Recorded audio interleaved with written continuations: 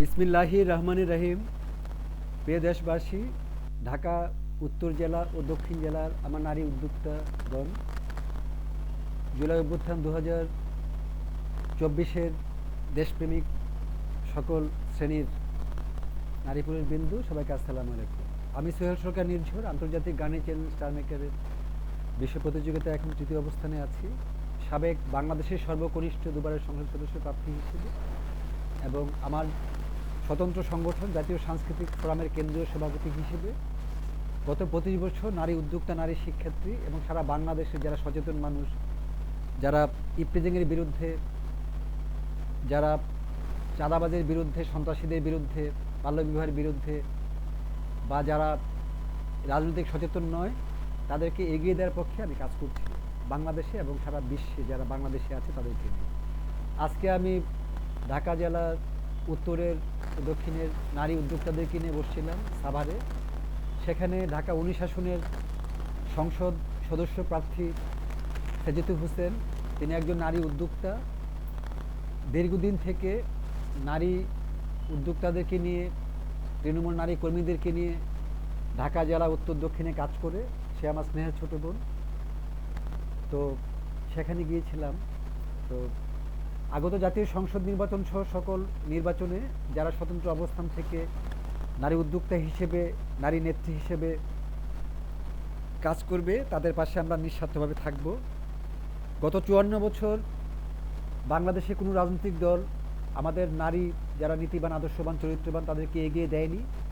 সেক্ষেত্রে আমি প্রথম গত 25 বছর কাজ করছি তাদেরকে এগিয়ে দেওয়ার জন্য। তো চলার পথে আমাদের অনেক নিকৃষ্ট পতিতা ব্যবসা শ্রেণীর মানুষদের সাথেও দেখা হয়, কথা হয়, তাদেরকে ভালো হইতে বলি। যখনই খারাপ চরিত্রহীন মানুষদেরকে আমরা ভালো হইতে বলি, তখন তারা ভালো না হয়ে আমাদের বিরোধিতা করতে থাকে। যখন আমরা ভালো নারীদেরকে বিভিন্ন উপজেলা, জেলা এগিয়ে দিই, তখন খারাপ নারীরা পিছিয়ে লেগে যায়। এটা সব জায়গাতেই আছে। তো আমি আজকে কেরানীগঞ্জ দক্ষিণ উপজেলা এবং মডেল থানার পক্ষে তানিয়া আক্তারকে উপজেলা প্রার্থী হতে বলেছি। যদি সে নির্বাচন করতে চায় তাকে এগিয়ে দিব।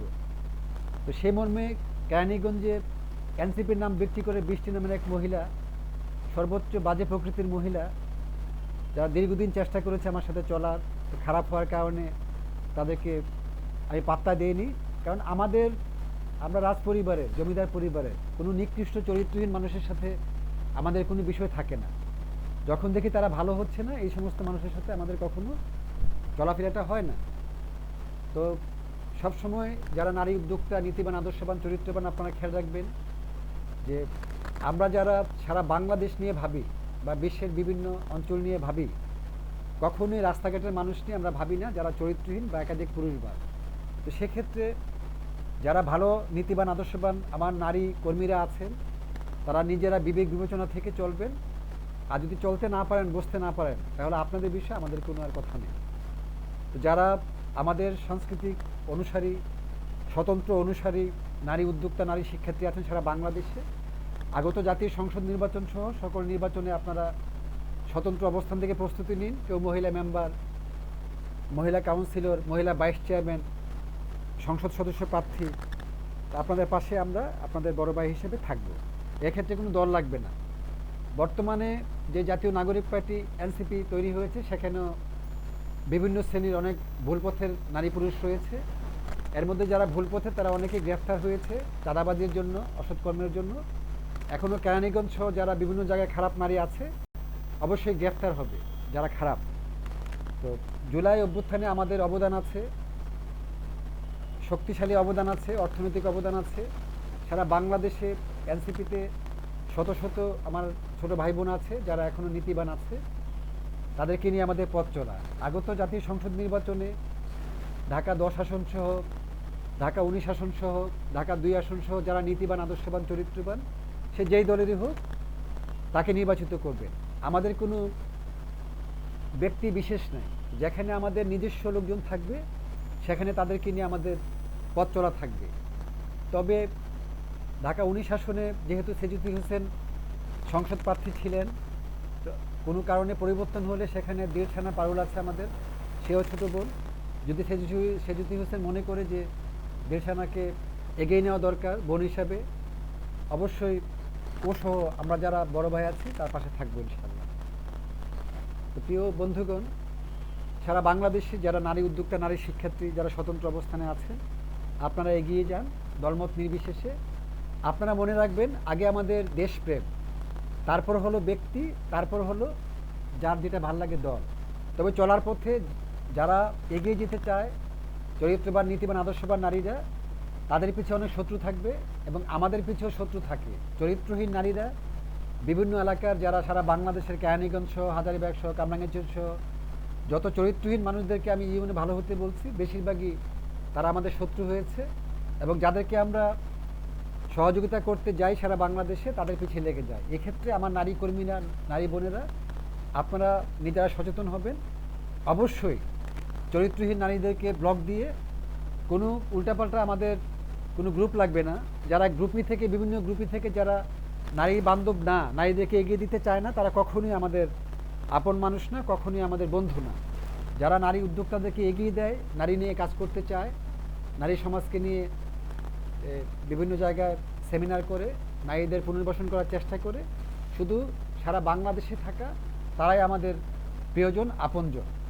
এক্ষেত্রে কোনো রাস্তার টোকাই বা বেশ্যা প্রকৃতির বা ক্রস কোয়ার্টার শ্রেণীর কোনো মহিলারা যদি কারো পিছে লাগে, এটা তাদের লস। কারণ আমাদের লাখো নেতাকর্মী রয়েছে সারা বাংলাদেশে, প্রায় 500 উপজেলার মতো আছে, সাংগঠনিক 72টি জেলায় আমাদের লাখো কর্মী রয়েছে। তো এই জন্য আমরা কোনো খারাপ মানুষদের সাথে মিশি না। আমাদের জন্ম হয়েছে বিপ্লবের জন্য, সকল অন্যায়ের বিরুদ্ধে।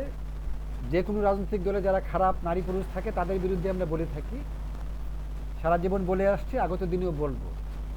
তাছাড়া যদি কোনো জাহাজ থেকে কোনো পথভ্রষ্ট মানুষ সাগরে পড়ে যায়, জাহাজের কোনো ক্ষতি হয় না, সেটা ওই যে পথভ্রষ্ট মানুষের ক্ষতি হয়।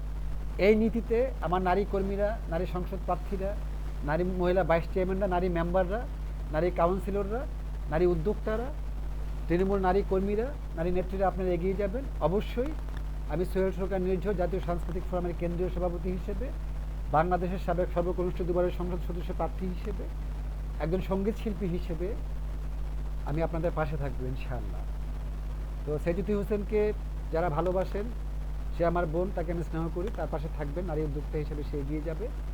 এবং যারা যারা আমার নীতির সাথে আছেন, যারা রাজনৈতিক সচেতন, যারা নীতিবান, আদর্শবান, চরিত্রবান, সে যেখানেই হন, অবশ্যই আপনাদের পাশে আমরা থাকবো, যদি আপনারা জ্ঞানী হন। আর তাছাড়া জ্ঞানহীন মানুষ হচ্ছে পশুর সমতুল্য। যারা জ্ঞানহীন, বিবেকহীন, তাদের পাশে আমরা নাই। তো সমাজে চলার জন্য আমরা যাদেরকে হেল্প করতে যাই, যেমন কেরানীগঞ্জে তানিয়া আছে, সাভার অঞ্চলে সেজুতি আছে, বা মিম নামের আরেকটা মেয়ে আছে। তো যারা যেখানে আছে তাদের বিরুদ্ধে আমার কাছে অনেকে অনেক কিছু বলে। আমি কিন্তু কখনো কারো বিষয়ে কারো আলোচনা করি না, আমি শুনে চুপ থাকি। আমাকে মানায় না যে কোনো খারাপ মহিলা